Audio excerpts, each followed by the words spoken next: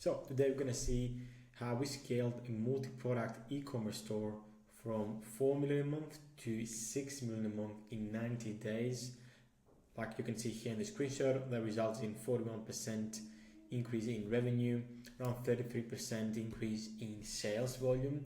But overall, this is top level pretty much perspective on how we approach things, how we reach new customers, obviously into a very well established business, and how you can maybe take it for some of the elements here. You can apply for your brand, whether you are spending 1 or 2 million, whether you're generating 1 or 2 million a month, but you can take some of the steps even if you're like a smaller brand. Again, just to be clear, just because I like to show things, like this is actually, I'm just hopping into the GA now, just hit apply again, so like a quick refresh here, but you can see like 14.5 million in the last 90 days. Again, massive business. This is a household product kind of brand. It has multiple products, so if you have a multi-product e-commerce store, that really applies to you. So the unique thing is obviously they have new product launches every couple of months, and you see overall CPA around 6.20. Big caveat here, this takes into account some of the warmer sources as well, like email and SMS. So as you can expect, front-end performance and front-end CPA is much higher than that, probably around £12, 10 to £12.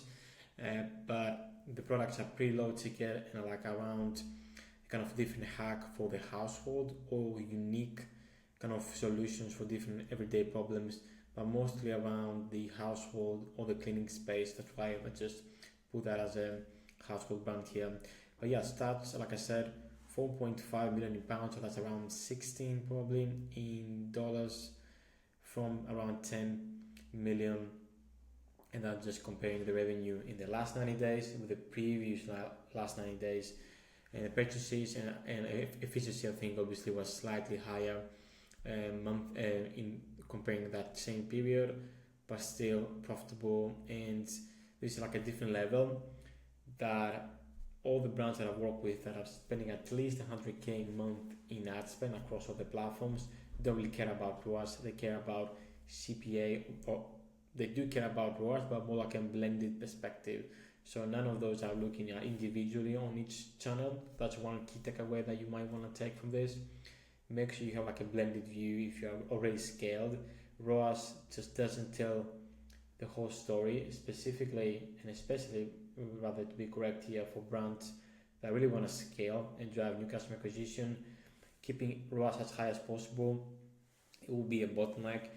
Like ROAS is a figure that can be manipulated by targeting more warm audiences, which we don't really want. We're going to get new customers in the door. So that's why having a very strong like CRM kind of strategy, as well as overall like LTV play and LTV to CAC ratio, is super important for any commerce business. But yeah, the how here basically. So one key change that we made almost instantly had like massive impact basically in the first couple to 3 weeks was efficient budget allocation. So just to give you a bit of context, this brand has had primarily scaled through Meta. I think they were spending around $1 million a month when we came in, and we scaled them significantly. I think 1.8 million a month. But they have very poor efficient budget allocation. A lot of things going on. Obviously, the account, as you may imagine, it was a bit messy, but it's a business with multiple products, so we were expecting that. The key link here is efficient budget allocation. So they have 3 to 5 top SKUs that were driving most of the revenue. Just budget allocation wasn't there. There wasn't also the creative testing process in place to flood those and support those scaling campaigns with new content on a weekly basis. As you may imagine, that content flow and content stream flow was super important to continue scaling. So we basically pivoted budget from some of the non-performing areas into top-performing areas and top-performing products, focusing on hero SKUs while killing some of the low-performing products so we can increase efficiency and scale faster. So number 2 that goes hand in hand is creative testing volume. We doubled down on what was working. It was mainly video content, but here is the massive unlock here.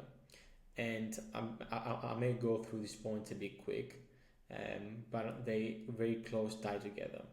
So we increase volume of testing around the top performing kind of creatives and the creative types that were already working and the products that were already working.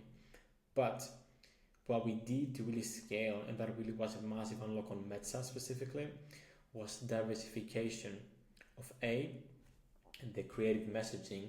So the products were very simple and very problem solution angle focus. So this wasn't a product that would tailor to like unaware segments of the audience and overall don't have an idea of what's happening. It was more so a problem solution, so we couldn't expand the messaging of our creative that far, but there were a lot of people that just didn't even know that this existed. They just wanted to look for a solution, so we bring that up a bit and targeted a bit more solution aware focused targeting.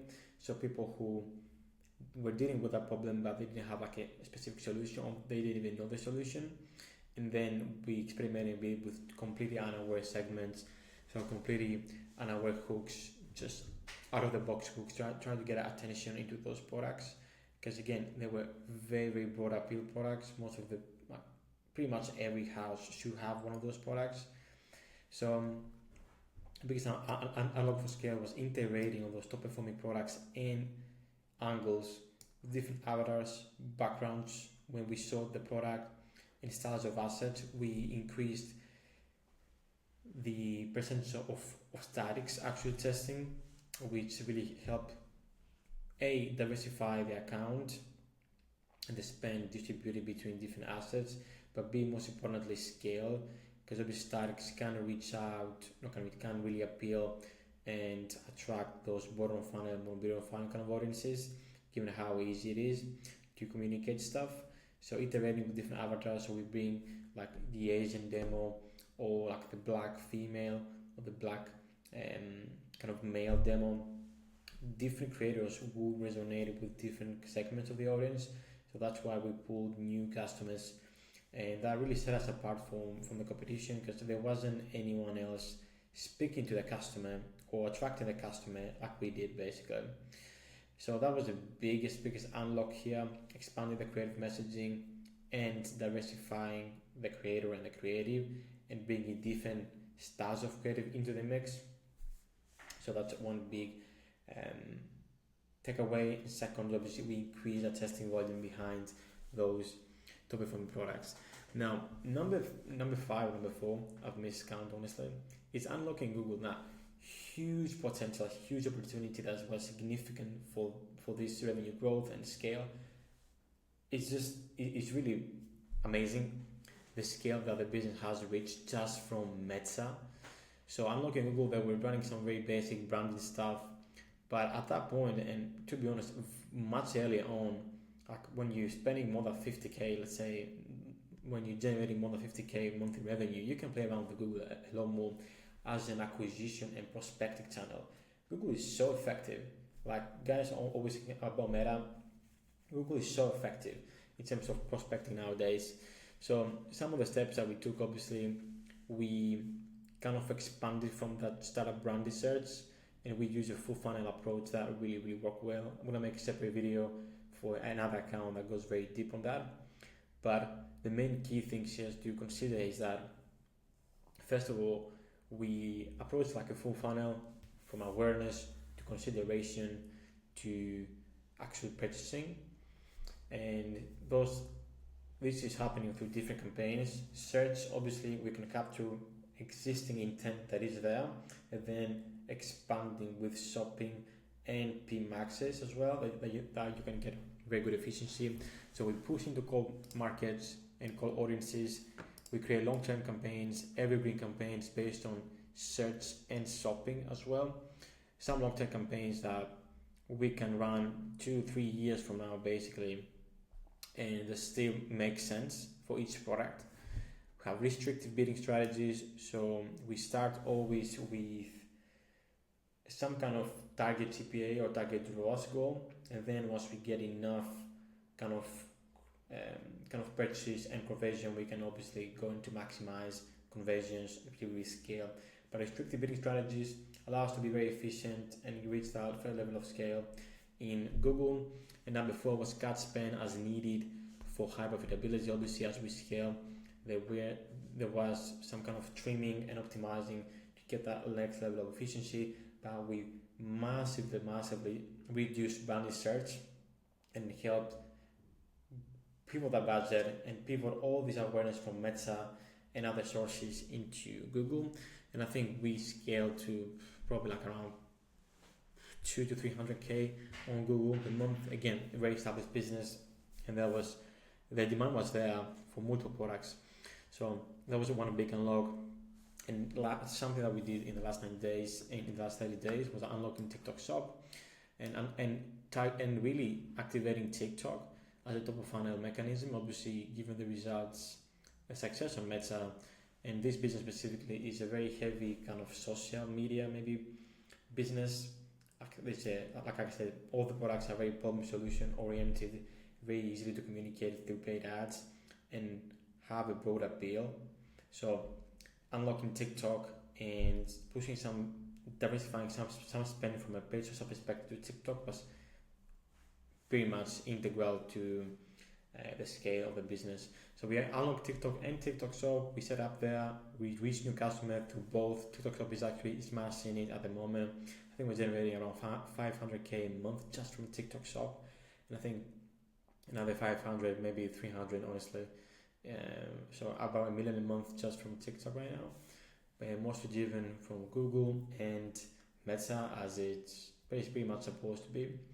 And the last piece I want to touch here is efficient scaling frameworks, primarily touching on Meta. Given the scale, we use cost control scaling using manual bidding. Like, things have changed, and I'm not gonna be here and saying that there is one unique method. The whole strategy, we call this the full funnel soaring strategy, just because it captures a tent and really captures everyone at the level that they are in, either in the channel that they actually use. They might use Meta, they might use Google, but just to be clear, the main focus here is getting new creative and testing it in a control or cost control setup. Most of the time, we also like to leverage separate creative testing campaigns, but mostly we use this cost control just to be efficient in those top of funnel like kind of campaigns. We obviously use maximize conversions. That's a good term, right? This is lowest cost. I'm just getting confused about all the platforms, but yeah, basically maximum delivery. We don't have any cost control. Delivery is full, and we want to push more spend behind what you're winning. So, but key thing here is we leverage cost control, scaling, and testing to avoid overspending. Like I said, primarily driven by ASCs plus the scaling nowadays. We've seen very strong performance there. But yeah, testing here is either in a cost control environment or in a separate creative test campaign as well. So that's pretty much it in terms of our top level strategy. Key unlocks, just to go back a bit and maybe pull it back from a top level perspective: diversifying the messaging, the creator, and the creative on Meta, and really scaling through efficient cost control methods. Unlocking Google was a huge one, and then unlocking TikTok was the next logical step. Again, approaching Google as a full funnel like nobody does, prospecting through search, PMAX, demand gen. We didn't really baffle. We didn't really play around with it. We are looking to play around with it right now, and yeah, that's pretty much it. Again, this top level, I know, but there's a lot that goes into this case study, a lot that goes into the business. So if you have any questions or anything else, just let me know. And if you want to see similar results, or you want to scale, or you reach a plateau, you don't know how to scale, go to the next level with your e-com brand, whether you're making 20 to 30k a month minimum, up to, as you can see, 500 to 1 million to 1.5 million to 5 million. We are here to help. We are experts in getting brands from basically sub 50k a month to 6 figures a month to 7 figures a month. So reach out and we'll call and you get a free audit. And yeah, thanks a lot. Have a good day.